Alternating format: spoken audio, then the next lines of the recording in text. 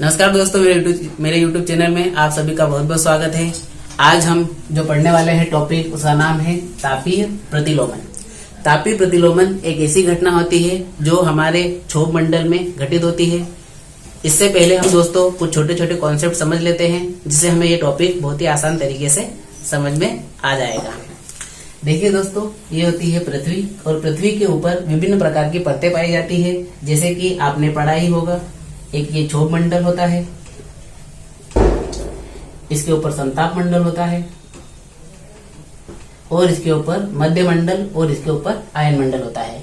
हमारा जो टॉपिक है तापीय प्रतिलोमन व क्षोभ मंडल, इस परत से संबंधित है। इस परत में ये घटना घटित होती है। दोस्तों, सामान्यतः होता है कि जब भी हम क्षोभ मंडल में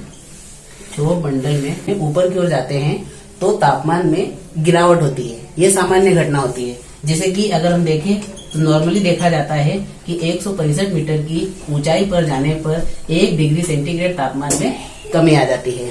यही दोस्तों, अगर हम इसको समझने की कोशिश करें तो यही जो घटना है तापीय प्रतिलोमन में हमें विपरीत दिखाई देती है। तो अब हम समझते हैं तापीय प्रतिलोमन क्या होता है। तापीय प्रतिलोमन की एक छोटी सी हम परिभाषा समझेंगे कि इसकी परिभाषा क्या होती है। तो दोस्तों, इसकी जो परिभाषा होती है वो होती है कि क्षोभ मंडल में ऊंचाई के साथ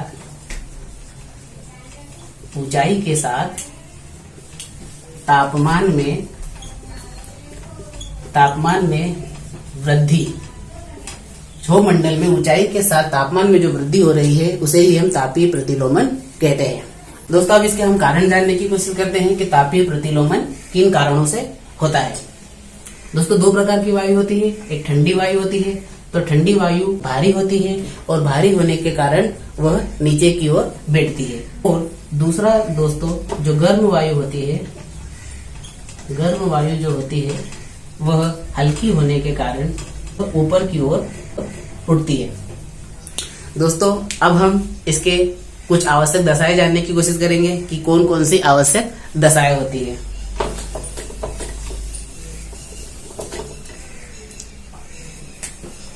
आवश्यक दशाएं, ऐसी कौन कौन सी कंडीशंस होगी कि हमें तापीय प्रतिलोमन दिखाई देगा। तो सबसे पहला तो इसमें जो कंडीशंस होती है वो होती है कि लंबी रात होना चाहिए। लंबी रात हो से हमारा तात्पर्य यह है कि जब लंबी रात होगी तो दोस्तों देखिए कि क्या होगा कि ये हमारी पृथ्वी की सतह है। दिन के समय यह ऊष्मा को प्राप्त करती है। दिन के समय यह पृथ्वी ऊष्मा को प्राप्त करती है, सूर्य से ऊष्मा को प्राप्त करती है। और रात के समय यह विकिरण के रूप में ऊष्मा को वापस अंतरिक्ष में पहुंचा देती है। अगर रात छोटी होगी तो ये जो सतह से जो ऊष्मा को पहुंचाया जा रहा है, तो सतह पूरी तरीके से ठंडी नहीं हो पाएगी। और जब सतह पूरी तरीके से ठंडी नहीं हो पाएगी तो उसके संपर्क में आने वाली जो वायु होगी वह भी पूरी तरीके से ठंडी नहीं हो पाएगी और हमें यह घटना देखने को नहीं मिलेगी। तो इसलिए लंबी रात का होना बहुत ही आवश्यक दशा है। दूसरा जो है वो होना चाहिए कि आसमान का साफ होना चाहिए। आसमान, इसका क्या मतलब होता है आसमान साफ हो। आसमान यदि साफ होगा दोस्तों तो देखिए ये सतह है, सतह से दिन में ऊष्मा प्राप्त की पृथ्वी ने, और रात के समय अगर आसमान साफ नहीं होगा तो क्या होगा कि यह जो विकिरण के रूप में ऊष्मा उत्सर्जित हो रही है और अंतरिक्ष में जा रही है, ये अंतरिक्ष में नहीं जा पाएगी पूरी तरीके से, और पृथ्वी की सतह पूरी तरीके से ठंडी नहीं हो पाएगी और हमें यह घटना नहीं देखने को मिलेगी। तीसरा जो कंडीशंस होती है वो होती है कि इसमें वायु की गति धीमी होनी चाहिए। वायु की गति धीमी होनी चाहिए, इसका क्या मतलब हुआ, अगर वायु की गति तेज होगी तो जो वायु है वो एक जगह स्थिर नहीं रह पाएगी, और उस कारण से क्या होगा कि वायु में सघनता नहीं आ पाएगी, वो इधर उधर घूमती रहेगी, तो एक स्टेबिलिटी नहीं आ पाएगी, और ये घटना हमें एक स्टेबल कंडीशन में ही देखने को मिलती है। अगर ऐसा नहीं होगा, वायु स्थिर नहीं होगी, तो ये घटना नहीं हो पाएगी। चौथा जो इसका कंडीशन होता है कि ये घटना हमें अधिकतर शीतकाल में देखने को मिलती है। शीतकाल में हमें ये घटना अधिकतर देखने को मिलती है, क्योंकि शीतकाल में हम देखते हैं दोस्तों कि रातें जो लंबी होती है और दिन थोड़े छोटे होते हैं। इसको जानने के बाद दोस्तों अब हम जानने की कोशिश करेंगे कि तापीय प्रतिलोमन कितने प्रकार का होता है। जगह के मिलने कहाँ पर मिल रहा है, जगह के मिलने के आधार पर 3 प्रकार का होता है। तो पहला हम जानने की कोशिश करते हैं। पहला होता है धरातलीय तापीय प्रतिलोमन। इसी का एक और नाम है दोस्तों, इसका दूसरा नाम है विकिरण तापीय प्रतिलोमन। ये घटना के ये क्या होता है दोस्तों, इसको समझने की कोशिश करते हैं। तो देखो क्या होता है कि ये पृथ्वी की सतह है। पृथ्वी की सतह ऊष्मा को ग्रहण करती है। ऊष्मा को ग्रहण करने के बाद जब रात का समय होता है तो यह विकिरण के रूप में ऊष्मा को अंतरिक्ष में लगातार पहुंचाते रहती है। तो होता क्या है दोस्तों कि ये जो सतह होती है यह विकिरण के रूप में ऊष्मा को लगातार अंतरिक्ष में पहुंचाती रहती है। इस कारण से क्या होता है कि जो सतह होती है वो इतनी ठंडी हो जाती है कि उसके संपर्क में आने वाली जो वायु होती है वह भी धीरे धीरे क्या होने लगती है, ठंडी होने लगती है। तो इसकी सतह के पास में, इसके सतह के संपर्क में आने वाली वायु भी ठंडी होने लगती है।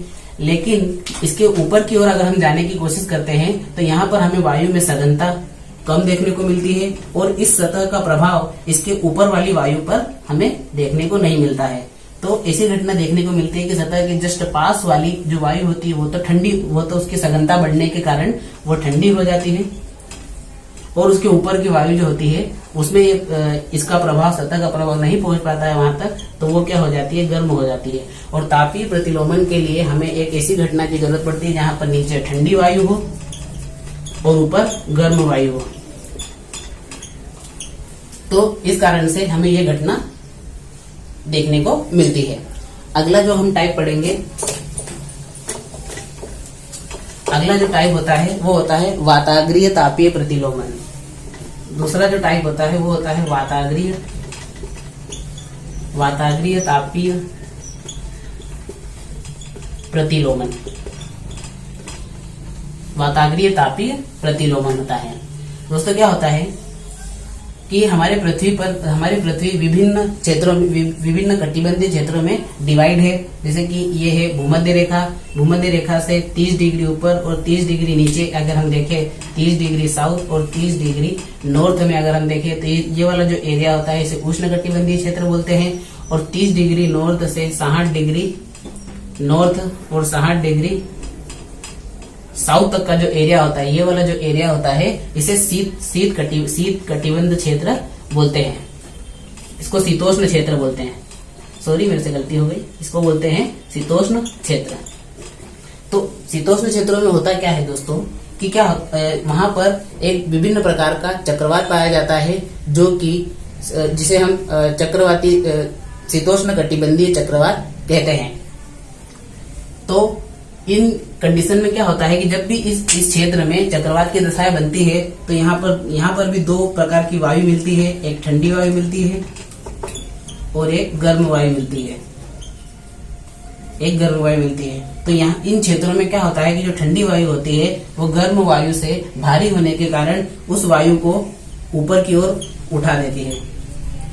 ठंडी वायु भारी होने के कारण गर्म वायु को ऊपर की ओर उठा देती है और एक ऐसा चक्री जैसा ये मतलब कि एक पूरा चक्रवात तरीके से बनने लगता है। और यहाँ पर ये घटना हमें देखने को मिलती है कि यहाँ पर ठंडी वायु नीचे की ओर आ जाती है और गर्म वायु ऊपर की ओर आ जाती है। तो तापीय प्रतिलोमन का प्रभाव हमें इन क्षेत्रों में भी दिखाई देता है। तीसरा जो इसका प्रकार है वो होता है घाटी तापीय प्रतिलोमन। ये क्या होता है दोस्तों कि जब भी हम पहाड़ी इलाकों में देखते हैं तो पहाड़ी इलाकों में होता क्या है कि जो ऊपर वाला भाग होता है, पहाड़ के ऊपर वाला जो भाग होता है और नीचे वाला भाग होता है, तो दिन के समय ऊपर वाला भाग जल्दी गर्म हो जाता है और नीचे वाला भाग धीरे धीरे गर्म होता है, उसको गर्म होने में समय लगता है। लेकिन रात के समय क्या होता है कि ये वाला जो भाग होता है वो जल्दी ठंडा हो जाता है और इस वाले भाग को ठंडा होने में थोड़ा समय लगता है। तो जब ये भाग ठंडा होने लगता है तो यहाँ पर जो होता है, यहाँ पर ठंडी वायु एकत्रित होने लगती है और यहाँ पर गर्म वायु एकत्रित हो जाती है। लेकिन ठंडी वायु का गुण होता है वह नीचे की ओर आने की कोशिश करती है भारी होने के कारण, और गर्म वायु हल्की होने के कारण ऊपर की ओर आने की कोशिश करती है। तो यहाँ पर जो वायु क्या होता है कि ये जो ऊपर की सतह पर जो वायु ठंडी हो जाती है तो ये पहाड़ों की यदि नीचे की ओर आने की कोशिश करती है तो ये नीचे की ओर अपना पूरा एक एरिया कवर कर लेती है और यहाँ पर वायु की सघनता बढ़ने के कारण ये वह जो वायु हो जाती है, ये वायु ठंडी वायु के संपर्क में आने के कारण यहाँ पर ठंडी वायु हो जाती है और ये ठंडी वायु यहाँ की उपस्थित गर्म वायु को ऊपर की ओर धकेल देती है। तो यहाँ पर ऊपर की ओर गर्म वायु एकत्रित हो जाती है। तो दोस्तों जिस प्रकार से तापीय प्रतिलोमन के लिए हमें घटना की जरूरत पड़ती है, नीचे ठंडी वायु होना चाहिए, ऊपर गर्म वायु होना चाहिए, तो हमें यह प्रभाव देखने को मिलता है। तो दोस्तों हमने तापीय प्रतिलोमन के परिभाषा पढ़ ली, तापीय प्रतिलोमन के क्या कारण होते हैं ये भी पढ़ लिया, तापीय प्रतिलोमन के लिए आवश्यक दशाएं और तापीय प्रतिलोमन के प्रकार भी अब हमने पढ़ लिए हैं। अब इसके कुछ 2-3 प्रभाव होते हैं, इन 2-3 प्रभावों को भी हम जानने की कोशिश करते हैं। तो इसके क्या क्या प्रभाव होते हैं, क्या क्या प्रभाव हमको देखने के लिए मिलते हैं। तो इसका जो पहला प्रभाव होता है कि जब भी तापीय प्रतिलोमन होता है तो हमें वर्षा की अनुकूल दशाएं देखने को मिलती है, वर्षा की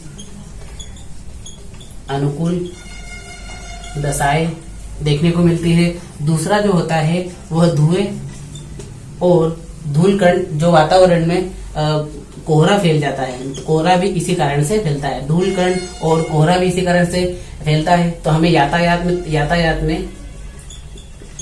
में दिक्कतें आती है। और तीसरा होता है कि इस पाला भी इसी घटना के कारण गिरता है, जिस कारण से फसलों को नुकसान होता है। तो दोस्तों ये कुछ इसके प्रभाव है। तो इस प्रकार हमने आज का जो हमारा टॉपिक है तापीय प्रतिलोमन, इसको समझने की कोशिश की। उम्मीद करता हूँ आपको समझ में आया होगा। धन्यवाद। रिवीजन करवा देता।